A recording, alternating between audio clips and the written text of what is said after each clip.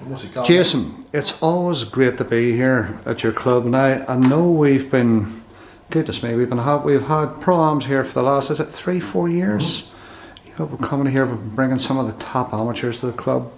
I keep coming back here because of the quality of the tables, because you look after them. You know, you cover them regularly with great cloth, and I think it's an important thing to bring players back in that respect. And you know, you're snooker orientated yourself. Yeah. You know, you have been. I know you're not playing an awful lot these days. You know. No. But how important do you think it is for these players, Jason, to come and play in these pro-ams? And Well, from my day, obviously there was a pro-am every week, so you had the choice of there'd be a snooker scene magazine every month. At the back of it, would be a list of competitions up and down south or north. You could choose where you want to go. Every week there was a comp.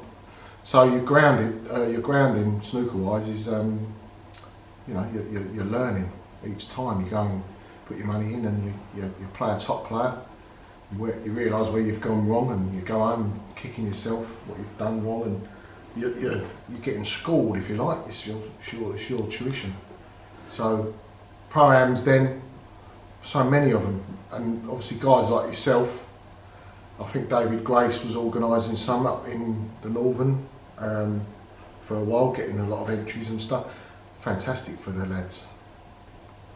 And as I said, you know, the guys are, I feel like when I come here, I really feel at home. I feel like I'm sort of getting back to grassroots here.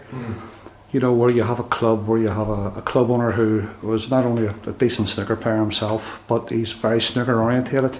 Yeah. And, you know, we talk to him when we come here. We interact with the players, you know, the top amateurs, the professionals who come here interact quite a lot. Yeah. You know, whether it's over a drink at the bar, Yeah. or just waiting for the next frame. Yeah. And this is just an amazing club to be at, mate. And how long have you actually had the club here? I was running a couple of clubs for people. Always done well with them, you know. I ran a club in Hazel Grove when I was living up north. I had a girlfriend at the time in Wilmslow, and didn't know what to do. I finished playing snooker, so I thought, right, well, I know snooker clubs, so I went practiced myself in this club at Hazel Grove, and you could see it needed managing, needed running properly, and I was running it for about a year. And while I was there, I was looking for another club for myself. And the fella that owned the club, I think his name was a Greek fella, John. I think his son's run it now. And he thought I was trying to take his business because I was looking elsewhere to get a club myself. And just got rid of me. He said, like, you know, I just thought I was trying to take his trade, but I wasn't. And then I come back down south 2011 11, 12, and started managing another club in Ware. And I'm just making people money, so I thought in the end I want to make myself the money. So me and my missus bought this place. So yeah, my old sponsor, he's involved, he's got a third. And I knew I'd make it work, you know. Purely for the social side of things, as well as the snooker, you know. It's a relatively small club, really, in comparison. I mean, you know, we've had conversations about the old days and the big 16 table snooker clubs, and they're virtually a thing of the past. Yeah. The new sports bar thing seems to be coming in, where a setup like this, where you've got 5 great tables and various other little rooms and pool tables, nice bar, food, and groups of people coming in and out. Is this the way forward with snooker? I think so. I think obviously I'd love more snooker tables.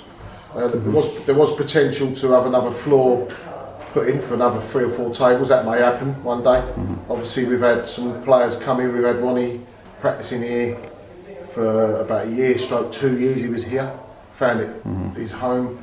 Ronnie flies in and out, as you know, in different clubs. He may come back another year or 2 or whatever. But we've got obviously the young lads that I sponsor, me and Michael O'Sullivan, got Alex and Jack. They sort of keep the club clean for me with the tables and make sure the tables are nice. I think if you look after your tables, you'll attract good players. Regulars, I mean, Monday to Friday, we're busy here every day. And it's the same faces, regular. In the evening, you've got your people that come and have a nice evening of snooker, £9.50 an hour, you know, so they have 3 or 4 hours snooker, a few beers, 50 quid. it's a nice night out for them. But it is a small club. I would love a bigger club personally, yeah. But this has got a lovely atmosphere, this place, and that's one thing you can't put into a big hall. You know, you could make it a lovely, beautiful, decorated club, but it's got to have that atmosphere. You know. What's the future for yourself in the club here? I mean, I know you've stopped playing snooker for some time now.